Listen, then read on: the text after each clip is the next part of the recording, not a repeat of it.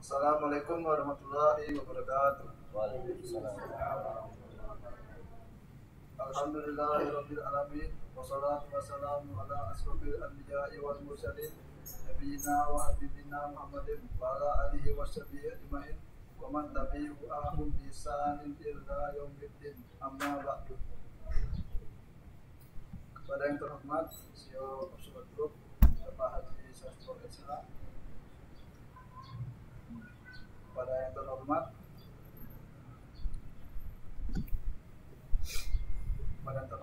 Habib Abdurrahman bin Ahmad Asegaf SMA dan Ustadz Haji Muhammad Siddiq Anti Syariah, kepada yang terhormat Bapak Ibu karyawan atau duduk yang dimuliakan Allah Subhanahu wa taala. Sebagai umat muslim, marilah kita panjatkan syukur kepada Allah Subhanahu wa taala yang memberikan limpahan rahmat dan hidayahnya sehingga pada sore hari ini kita diizinkan untuk berkumpul dalam acara pengajian tanpa adanya halangan. Semoga dapat menambah ilmu dan wawasan kita sebagai bekal kehidupan di dunia dan juga di akhirat. Salawat dan salam semoga tercurahkan kepada Nabi Muhammad SAW beserta keluarga, sahabatnya, dan kepada kita semua sebagai umatnya. Hadirin yang saya hormati, saya selaku pembawa acara izinkan untuk membacakan susunan acara pada pengajian sore hari ini. Yang pertama, pembukaan. Marilah kita buka pengajian ini. Marilah kita buka tausiah ini dengan pembacaan Al-Fatihah.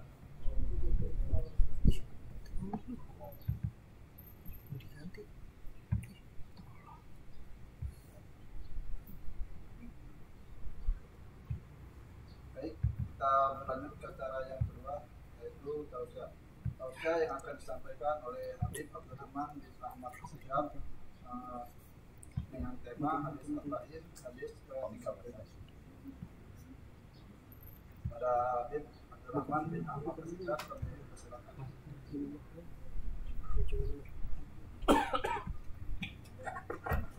Bismillahirrahmanirrahim. Assalamualaikum warahmatullahi wabarakatuh.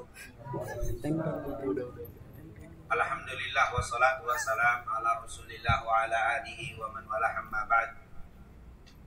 Segala puja dan puji kehadirat Allah, salawat serta salam kepada junjungan kita Nabi Muhammad sallallahu alaihi wasallam, para keluarga, sahabat, tabi'in, serta seluruh umat yang selalu beristiqomah mengikuti sunnah-sunnahnya hingga yaumil qiyamah. Alhamdulillah, pada sore hari ini kembali kita setelah mendirikan sholat asar secara berjamaah, kita lanjutkan dengan mempelajari dan membahas hadis-hadis Nabi Muhammad SAW dari kitab Arba'in An-Nawawiyah, yang semoga apa yang telah kita lakukan dan yang akan kita lakukan selalu mendapatkan keridhaan dan keberkahan dari Allah Subhanahu wa taala. Amin ya rabbal alamin.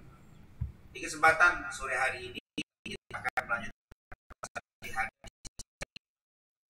hadis yang terdapat dalam Arba'in An-Nawawiyah, yaitu hadis yang terdapat Abu Hurairah dengan tema besarnya yaitu kita menjaga persaudaraan kita, jangan saling benci, hasad. Ini tentunya yang akan kita bahas secara singkat. Bismillahirrahmanirrahim. Apa yang dikatakan di situ? Qala al-ma'lan rahimahullah wa nafa'ana bi dzikrihi amin. An Abi Hurairah radhiyallahu anhu qala Rasulullah sallallahu alaihi wasallam.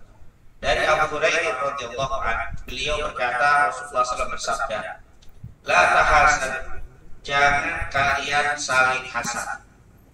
Hasad ini kalau bahasa kita iri, itu adalah hasad. Hasad atau iri memang perbuatan yang sangat tercela, baik disebutkan di dalam Al-Quran dan juga di dalam hadis. Sering kita membaca Qul a'udzu birabbil falaq min syarri ma khalaq wa min syarri ghasiqin idza waqab wa min syarri naffatsati fil 'uqad. Kemudian di situ ada kalimat wa min syarri hasidin idza hasad, dan berlindung dan wa min syarri, dan aku berlindung min syarri dari keburukan hasidin, yaitu orang yang hasud, orang yang iri, orang yang dengki, idza hasad, apabila mengeluarkan hasad. Hasad itu kalau diterjemahkan oleh para ulama itu suka mengatakan Tamanni yaitu orang berangan-angan zawalun nikmah min ghairi, yaitu orang yang berangan-angan untuk hilangnya nikmat dari saudaranya. Itu namanya hasad.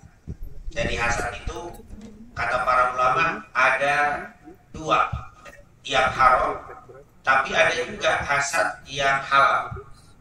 Hasad yang haram itu yang pertama disebutkan tadi, tamanni zawalun nikmah min ghairi.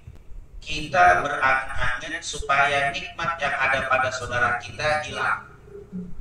Misalkan teman kita beli handphone baru, kita bilang, oh handphone bagus banget, semoga aja handphone hilang.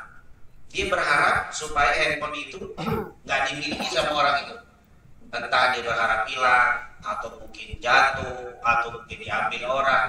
Pokoknya dia berangan-angan nikmat orang itu hilang dan dia gak suka orang yang punya nikmat. Ini namanya hasad yang haram. Nah, orang tiba-tiba di kantor kita dia naik jabatan, kita gak mau. Kita berangan-angan supaya orang itu gak naik jabatannya. Bahkan kita berdoa biar diturunin lagi. Nah, itu namanya hasad. Kalau bahasa awamnya ngiri. Kalau suka bahasa pergaulan ngiri.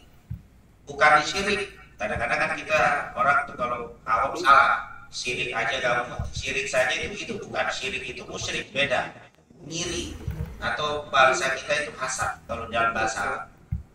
Jadi orang yang tidak suka dengan nikmat yang diterima oleh saudara, ini namanya hasad. Dan Rasul bilang la tahasad, jangan kamu saling hasad. Atau dia juga termasuk hasad yang haram.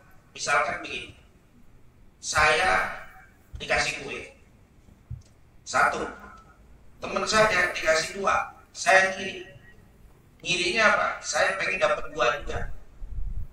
Kalau saya nggak dapat dua, mendingan dia juga kurang satu. Jadi harus kalau dia dua, saya dua. Kalau dia dua, saya satu, saya ngiri. Itu termasuk hasad. Artinya dia nggak berkeinginan kue-kue dua-duanya hilang, enggak. Tapi cukup kalau dapat satu, dia harus satu juga. Kalau saya dapat dua, dia harus dua. Ternyata saya dapat dua, dapat tiga, saya ngiri. Itu termasuk haram. Kalau yang pertama kan pengen hilang semua. Semoga kuenya habis atau semoga kuenya diambil apa sama panitia biar nggak dikasih. Itu hasad yang pertama. Nah, hasad yang kedua, dia itu tidak ngiri kalau orang dapat nikmat, yang penting dia juga dapat. Kalau dia dapat dua, saya dapat dua. Kalau dia jabatan, di sini saya dapat naik jabatan. Kalau dia naik, saya nggak naik, saya iri. Tapi kalau dia naik, saya naik, nggak ada masalah. Itu termasuk haram. Itu termasuk hasad. Jadi ini yang dikatakan oleh para ulama hasad yang haram, yang diharamkan oleh Allah Subhanahu wa Ta'ala. Termasuk bagian dari ini hasad, misalkan ada seseorang datang ke sini mau ngasih hadiah, misalkan lewat nanya sama saya, Ustaz, si bapak itu fulan itu mana ya? Atau ibu itu yang namanya ini mana ya? Emang kenapa? Saya tanya. Saya pengen ngasih hadiah nih. Saya langsung bilang, oh dia nggak datang. Dia hari ini nggak datang. Padahal saya tahu datang. Tapi supaya rezekinya nggak nyampe, saya bilang nggak datang. Nah, akhirnya ini orang nggak ngasih. Itu termasuk hasad. Jadi menghalangi rezeki yang akan sampai kepada teman. Ini termasuk hasad dan ini juga haram. Sama kalau di toko-toko suka ada itu. Misalkan saya buka toko, jual apa nih, HP misalkan. Di sebelah sana juga jual HP juga. Lalu ada orang pembeli datang, Pak, ada HP jenis ini? Nggak ada. Yang ada jenis ini, wah enggak, saya pengen yang ini nih. Kira-kira di sini ada nggak? Nggak ada di sini. Padahal ada di sebelah. Tapi kita halangi dia untuk tidak beli apa di situ. Kita bilang nggak ada di sini, Pak. Bapak putus juga bakal ada. Padahal ada. Hasad itu. Mestinya dia bilang, oh kalau merek ini yang di situ Pak ada. Kalau di sini nggak ada, silakan di situ aja. Itu orang yang bersih hati. Tapi kalau hasad, dia halingin orang itu besok. Pakai dibilang kagak ada Pak. Semua ini bapak keliling nggak bakal dapat. Padahal ada, saya tahu ada. Tapi saya halangi dia untuk membeli kepada orang lain. Ini menghalangi rezeki. Ini termasuk hasad. Atau yang sekarang dia pikir bagus, padahal itu nggak boleh. Tapi bukan dalam sistem hasad, dalam sistem jual beli. Ketika saya tanya, oh saya pengen beli merek apa? Oh saya nggak ada. Oh saya ada. Padahal saya nggak ada. Saya ada di teman. Dia jual merek itu. Ada Pak. Harganya sekian, sekian ya. Tunggu Pak, saya ngambil di gudang. Padahal bukan gudang, ngambil di teman ini. Dia jual. Nggak boleh. Kenapa? Mestinya Anda tunjukin saja kepada pembeli di situ Pak. Ini enggak, kadang-kadang kita ngambil, kita jual. Nah, kecuali kita sudah ada kesepakatan sama toko sebelah. Misalkan nanti ada pembeli ke saya, barang nggak ada, boleh nggak saya jualin punya bapak yang merek itu? Boleh, boleh kita ambil itu. Kalau tidak, maka tidak boleh. Nah ini bentuk-bentuk yang kadang-kadang hal seperti biasa, tapi itu termasuk yang dilarang. Nah ini tentunya merupakan jenis-jenis hasad yang banyak yang bisa kita dapati. Atau ada seseorang yang bilang, Ustaz, saya ingin ngasih hadiah fulan nih, kayaknya orang begini-begini. Padahal benar, tapi karena kita hasad dengan teman kita, punya bapak begitu si fulan itu kalau dikasih nggak bakal manfaat. Padahal dia mau ngasih, tapi kita halangi. Ini termasuk hasad, dan ini termasuk yang haram. Maka Rasulullah bilang, la tahasad, jangan saling hasad. Boleh hasad itu hanya dua. Jadi ada hasad yang diperbolehkan dalam Islam, iri diperbolehkan dalam hasad. Apa dalam Islam? Yaitu hadis Rasulullah SAW, la hasada illa fitnataini. Tidak boleh hasad kecuali di dua perkara. Yang pertama, rajulun atahullahu malan. Orang yang dikasih harta banyak, tapi hartanya digunakan untuk sedekah, untuk bantu orang susah, untuk amal-amal yang baik. Maka kita boleh gini, ya Allah, saya pengen kaya kayak dia. Untuk apa? Biar saya bisa bersedekah seperti Bapak. Nah, itu boleh iri. Irinya terhadap orang kaya yang menjalankan hartanya di jalan Allah Subhanahu wa Ta'ala. Yang kedua, hasad yang iri yang boleh dalam Islam, rajulun atahullahu ilman, dan orang yang dikasih ilmu, dia pintar agama dan akhlaknya bagus, mengamalkan kandungan agama atau isi agamanya, atau ilmunya diamalkan sesuai dengan syariat, maka kita boleh iri. Jadi iri di sini dua yang diperbolehkan. Iri terhadap orang kaya yang mengamalkan atau menggunakan ilmu kekayaannya di jalan Allah, atau iri sama orang alim, orang soleh, orang ulama yang mengamalkan ilmu kita gini. Selain itu tidak boleh hasad, kata Rasulullah SAW. Bagaimana kalau ada orang iri dengan kaya doang, tapi nggak sedekah? Ada orang kaya yang luar biasa, duitnya itu nggak digunakan maksiat, nggak juga digunakan ibadah, hanya untuk makan, minum, jalan-jalan begitu aja. Bahkan boleh kan iri dengan orang kaya seperti itu? Makruh. Kata ulama makruh. Pengen kaya, tapi kaya ini nggak digunakan untuk ibadah, makruh. Kenapa? Karena nanti hisabnya berat. Tapi kalau kaya ini digunakan untuk ibadah, justru kita diperbolehkan untuk iri. Nah, tentunya iri ini bahayanya banyak sekali. Bahaya iri kalau kita lihat hasad ini banyak sekali. Di antaranya, yang pertama, kejadian kemaksiatan di atas langit itu adalah karena hasad. Jadi kejadian kemaksiatan pertama kali di langit diawali dengan hasad. Dari mana? Ketika Allah perintahkan malaikat untuk sujud, wa qulna lil malaikati isjudu li Adam fasajadu illa iblis aba wastakbara wa kana minal kafirin. Ketika diperintahkan sujud para malaikat kepada Nabi Adam, semuanya sujud kecuali iblis. Alasan iblis dia nggak mau sujud, ana khairun minhu, saya lebih baik dari Adam. Khalaqtani min nar wa khalaqtahu min tin. Saya dari api, dia dari tanah. Jadi kata para ulama, iblis hasad, iblis iri. Kok bisa Nabi Adam ada di tanah? Masa saya suruh sujud sama dia? Yang pertama dia diciptakan dari tanah, saya dari api. Dia baru diciptakan, saya lebih dulu. Nabi Adam baru diciptakan sebelum Nabi Adam. Iblis sudah 1000 tahun sudah ada. Mungkin kalau bahasa kita senior. Masa senior suruh apa? Sujud sama junior yang baru dibikin. Iri dia. Jadi kemaksiatan pertama di langit itu adalah karena hasad. Begitu juga kemaksiatan di bumi karena hasad. Kemaksiatan pertama yang terjadi di atas muka bumi karena hasad. Dari mana cerita Habil dan Qabil? Bagaimana Qabil membunuh Habil itu karena hasad. Iri dia dengan kemuliaan yang Allah berikan kepada Habil. Akhirnya dibunuh. Begitu juga sifat hasad ini merupakan sifatnya Yahudi. Itu ketika orang-orang Yahudi kata dalam Al-Quran, mereka berkeinginan kita menjadi orang kafir kembali. Hasad dan min indi anfusihim. Karena hasadnya yang luar biasa mereka terhadap orang Islam. Jadi hasad ini adalah sifatnya Yahudi. Bahkan hasad ini bisa mengambil, membakar pahala-pahala kita. Rasulullah mengatakan iya wal hasad fa innal hasada yaqulul hasanat kama ta'kuluna al khatam. Dikatakan hati-hati kalian terhadap hasad, karena hasad itu bisa memakan kebaikan kalian seperti api yang memakan kayu bakar. Jadi kebaikan-kebaikan kita, ibadah-ibadah kita, amal soleh kita itu akan rontok gara-gara hasad.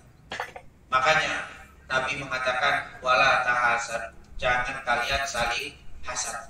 Karena hasad ini merupakan sifat iblis, hasad ini sifatnya Yahudi, sifat hasad ini penyebab kerusakan di langit dan di bumi, dan hasad ini menjadi penghapus amal-amal kebaikan kita. Maka Rasulullah mengatakan la tahasad, jangan kalian saling hasad.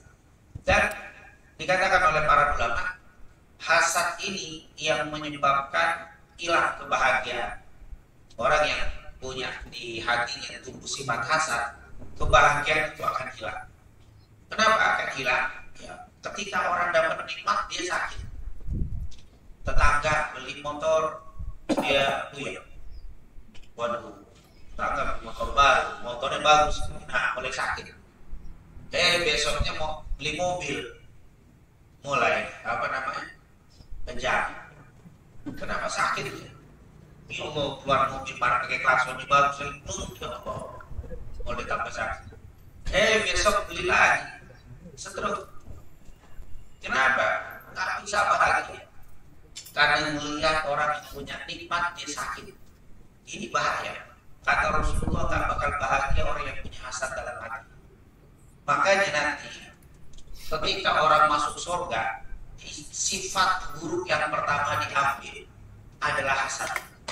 Jadi ketika kita masuk dalam surga, hasad itu yang hilang pertama. Kenapa? Karena kalau masih sifat hasad, nikmat surga nggak nikmat itu.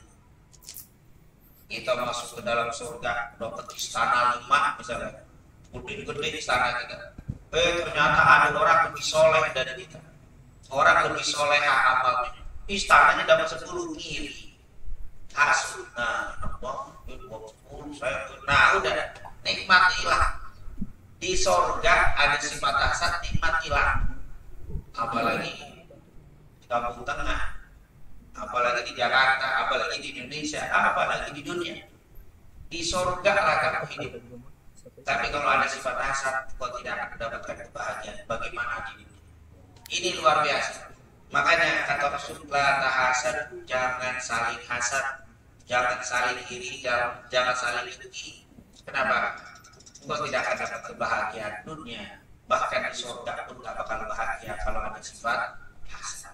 Ini merupakan sifat yang harus kita jauhi, dan ini merupakan penyakit hati. Kata orang penyakit hati ini orang yang punya sifat hasad, hati ini sakit.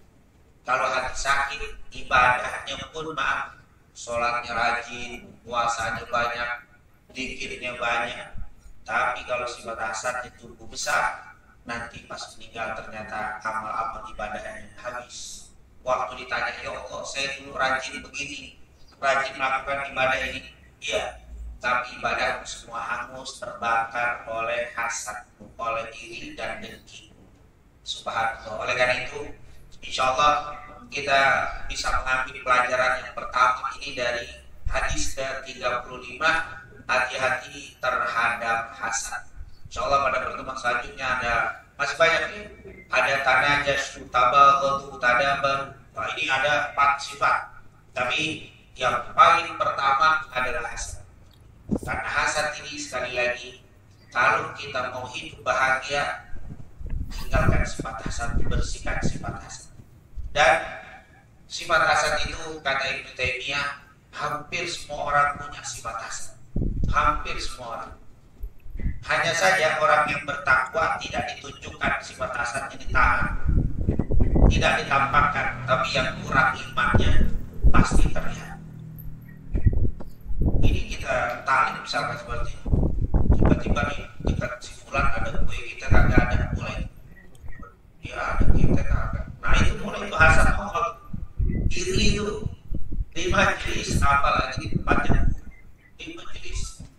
Ini hasad ini kadang-kadang kita tidak iri dengan nikmat yang diterima oleh seseorang sementara kita tidak. Itu kata Ibnu Taimiyah, hampir semua orang punya sifat. Hanya saja orang yang bertakwa hanya mengatakan, mungkin itu bukan rezeki saya. Mungkin kalau rezeki saya pasti gue itu nyampe juga. Tapi kalau bukan, walaupun di depan saya tetap aja kalau ada. Ini bukan, mungkin rezeki si fulan. Itu orang yang bertakwa. Tapi kalau nggak bertakwa, dia akan colek temennya. Gue di depannya, padahal taklimnya tidur. Kita tadi itu ada gue. Dia ngomong, dia mulai disebutin keburukan orang, disebutin kebaikan, itu hasad. Maka ridholah dengan apa yang Allah berikan kepada kita, dan insya Allah kita yakin Allah selalu memberikan yang terbaik untuk kita. Dan jangan pernah iri dengan dunia yang diberikan oleh Allah kepada saudara kita, kecuali irilah kepada 2 orang. Irilah kepada orang kaya yang banyak bersedekah, irilah kepada orang alim yang mengamalkan ilmu. Itu harus iri, karena ini 2 yang bakal membahagiakan kita. Tapi di luar itu jangan pernah iri dengan nikmat yang Allah berikan kepada saudara kita. Semoga Allah SWT selalu memberikan yang terbaik untuk kita, dan menjadi apapun yang Allah berikan kepada kita menjadi sebab Allah berikan keselamatan dunia wal akhirah. Amin. Amin ya rabbal alamin. Mungkin itu yang bisa saya sampaikan. Jadi intinya di hari ini kita bahas tentang hasad, dan dilarang oleh Nabi kita berlaku hasad. Wala tahasad, jangan saling hasad.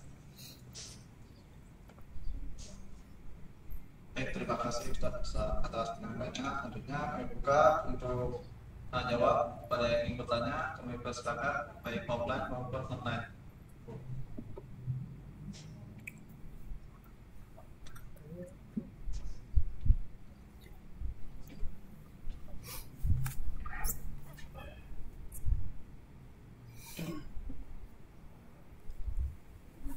Assalamualaikum warahmatullahi wabarakatuh. Waalaikumsalam warahmatullahi wabarakatuh.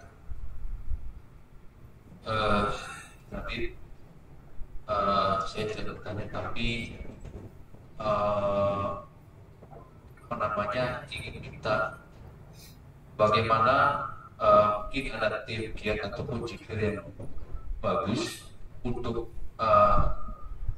kita lebih bersih, kita tidak sama rasanya. Mungkin kita bukan ada yang salah usaha jadi kita tidak terpengaruh, tidak terpancing, namun kita manusia bisa, iman juga begitu kuat.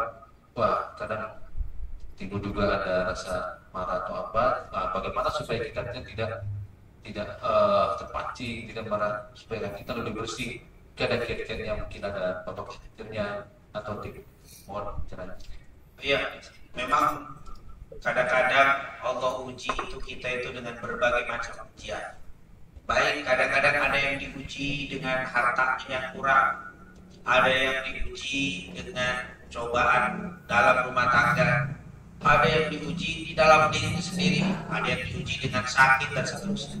Salah satu ujian itu gangguan.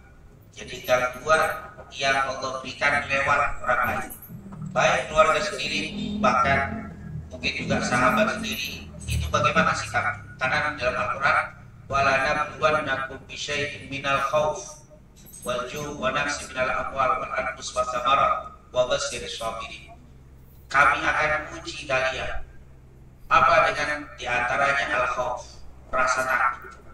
Rasa takut ini ada yang mungkin terancam, ada yang nakut-nakuti, ada yang kalimat-kalimat yang membuat kita itu jadi takut sini kan takut ancaman pukulan, perbuatan kasar dan radikal, tapi takut juga kalau kita tidak bisa menahan diri. Ini ujian luar biasa. Maka di sini memang salah satu ujian. Dan Rasulullah SAW itu menguji. Asyadid dikatakan laisa syadidu bisur'ati, bukan yang orang kuat itu yang tenaganya hebat, walakin asyadid, tapi orang yang kuat itu adalah man tamassaka, siapa yang berpegang atau siapa yang menjaga nafsahu indal ghadab, yaitu siapa yang menahan, mencegah dirinya ketika marah, itu adalah orang kuat. Jadi kata Rasul, orang kuat itu bukan yang kuat akan atau kuat yang nonjok atau kuat dengan kehidupan, bukan itu yang hebat kata Rasul. Orang hebat, orang kuat itu adalah siapa yang bisa menahan dirinya indal ghadab ketika dia marah. Dibuat marah, sebenarnya dia bisa sekali gitu. Bisa sekali dia gunakan kekuatan. Tapi itu adalah sesuatu yang bukan hebat kata Rasul. Orang yang hebat ini ketika dia dibuat marah, dia mampu membalas, tapi dia tahan diri. Nah, ini tentunya insya Allah kita termasuk orang-orang yang bersabar. Dan tentunya kita mohon kepada Allah semoga Allah jauhkan godaan seperti itu. Tapi kalau sampai itu terjadi bagaimana? Ya, namanya kita manusia biasa, mungkin sehari sabar, 2 hari, mulai 3 hari. Nah kalau tiap hari mungkin jadi enak juga kita lama-lama. Ini bagaimana kiatnya supaya lebih bertahan di dalam menahan emosi. Kalau hilang emosi tidak bisa. Karena kalau hilang emosi justru dunia akan hancur. Rumah tangga akan berantakan kalau tidak ada emosi. Justru salah satu tatanan kehidupan di alam ini Allah tentukan ada marah. Karena kalau marah hilang tidak bisa. Allah sendiri marah.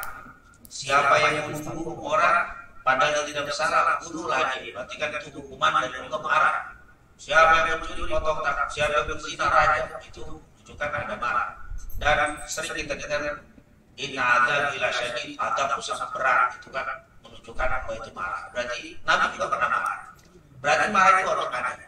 Tapi marah di sini harus ada tempat. Yang paling penting marah itu diperlukan di suatu tempat seperti dalam keadaan perang, menegakkan amal dan seterusnya. Tetapi ada juga yang perlu ditahan. Kapan waktu ditahan? Ketika berkaitan dengan diri. Ketika berkaitan dengan diri harus ditahan. Seperti Rasulullah itu sering dicaci maki, Rasulullah bersabar. Rasulullah dihina, Rasulullah bersabar. Bahkan Rasulullah diludahi. Bahkan Rasulullah pernah dicekik.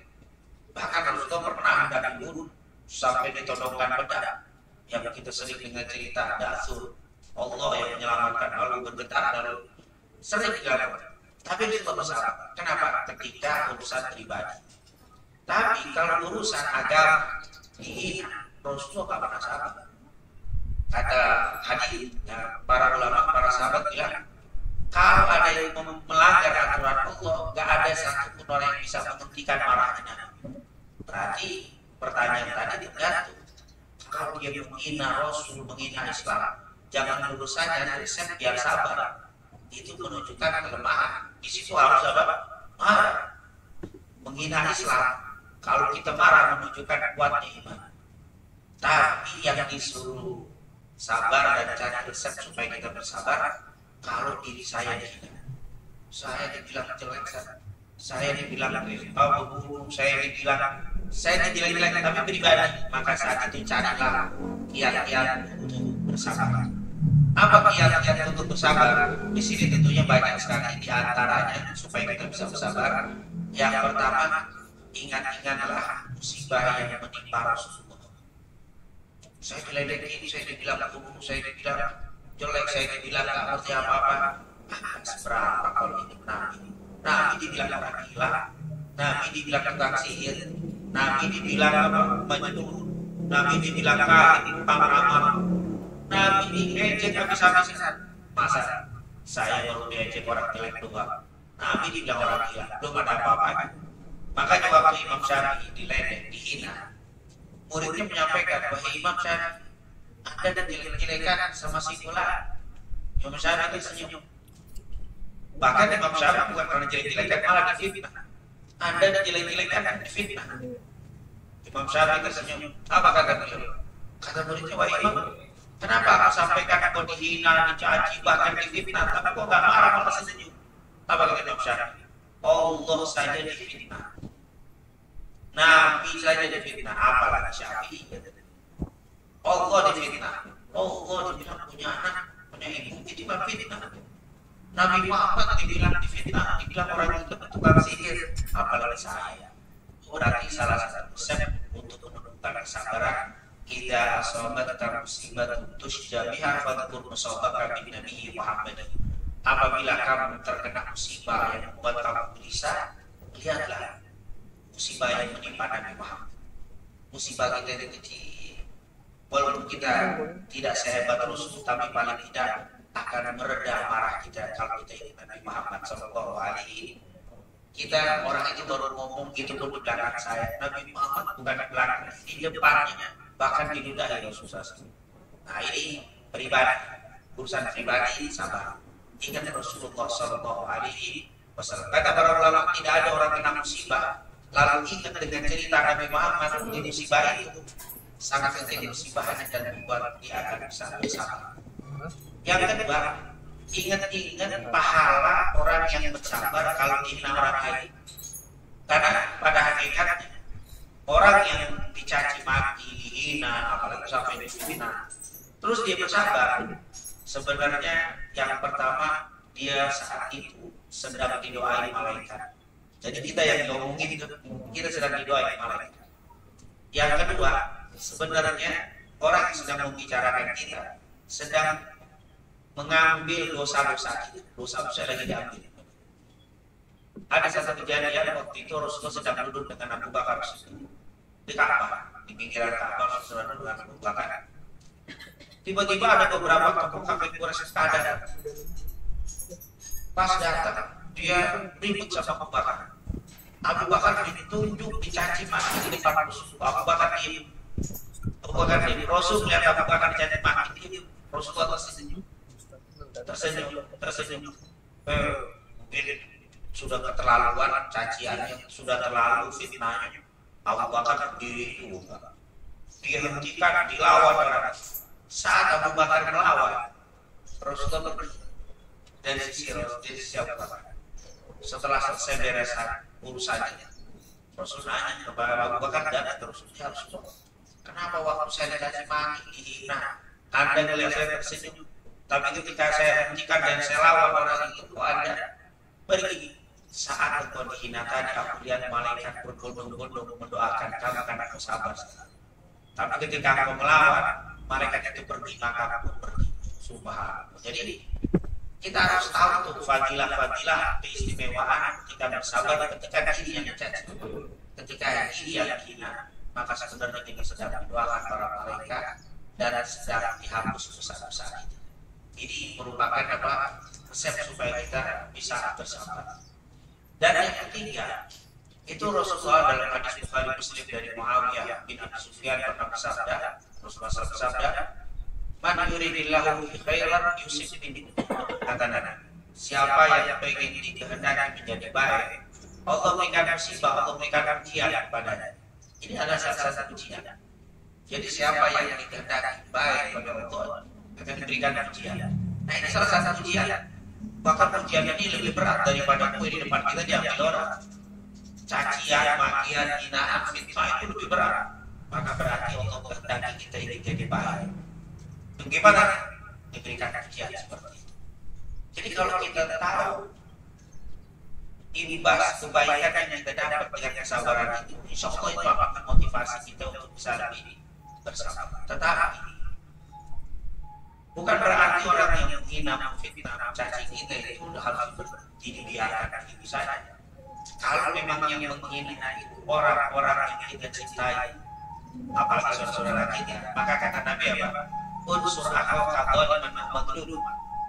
Tolonglah saudaraku yang dalam keadaan terdolimi dan yang dolimi. Sahabat nanya, ya Rasulullah, yang terdolimi jelas kita tolong, tapi yang dolimi bagaimana ya Rasulullah? Hentikan kedoliman. Jadi sebenarnya dia sedang mencaci maki kita itu orang dolim. Kalau kita sayang sama dia, hentikan kedoliman. Maka kita bagi orang itu aku, saya tidak seperti yang kamu bilang.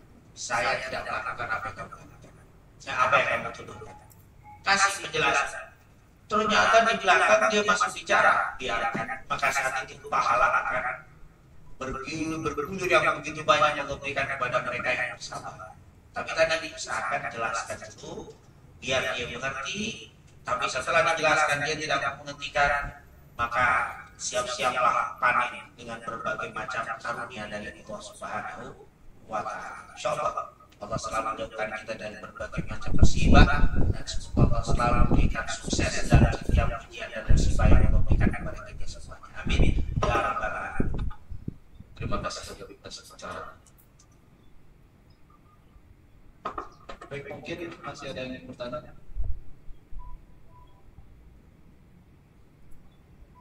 Jika tidak ada, kita lanjut ke selanjutnya. Kita bersama.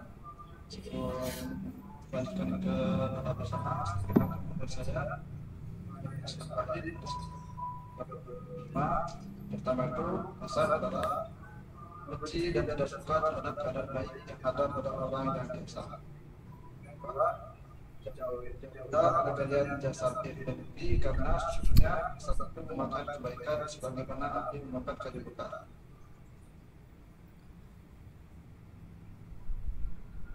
Akhirnya kita sampai di ujung acara, yaitu doa bersama katakan oleh Aib berhubungan dengan menafsirkan.